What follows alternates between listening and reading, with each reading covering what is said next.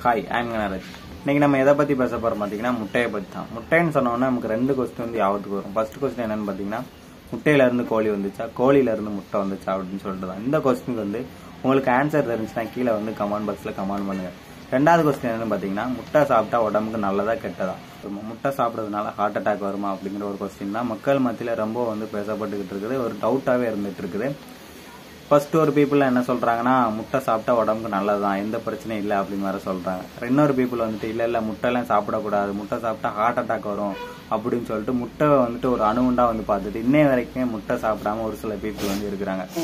First ஒரு முட்டையில என்னதான் இருக்குது, ஒரு முட்டை சாப்பிட்றதுனால நமக்கு என்னென்ன பெனிஃபிட்லாம் கிடைக்குது பார்த்தீங்கன்னா 70 கிராம் கலோரி கிடைக்குது. அதுக்கப்புறம் 6 கிராம் ஹை புரோட்டீன் இருக்குது. அதுக்கப்புறம் 5 கிராம் வந்துட்டு கொழுப்பு சத்து இருக்குது. 200 கிராம் வந்துட்டு கொலஸ்ட்ரால் இருக்குது. கால்சியம், வைட்டமின் சொல்லிட்டு ஏகப்பட்ட சத்துக்கள் வந்து ஒரு முட்டை சாப்பிட்றதுனால இருக்குது.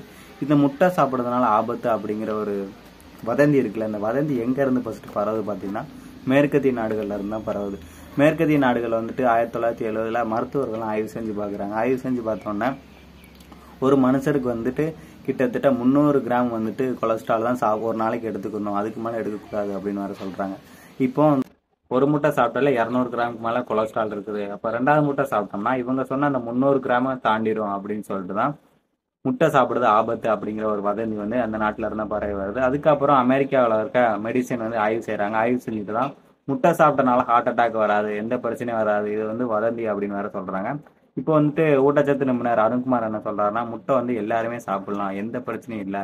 அதாவது ஏற்கனவே கொலஸ்ட்ரால் வந்து அதிகமா இருக்கிறவங்க வந்துட்டு முட்டை சாப்பிட்றத கம்மி பண்ணிக்கிட்டோம், மித்தபடி எல்லாருமே முட்டை சாப்பிடலாம் அப்படின்னு சொல்றாங்க. அதுக்காண்டி வந்து ஒரு நாளைக்கு 10 முட்டை 20 முட்டைலாம் சாப்பிடக்கூடாது, ஒரு முட்டை 2 முட்டை வந்து சாப்பிட்டுக்கலாம், முட்டை சாப்பிட்டனால ஹார்ட் அட்டாக் வராது அப்படின்னு வேற சொல்லியிருக்கிறாங்க.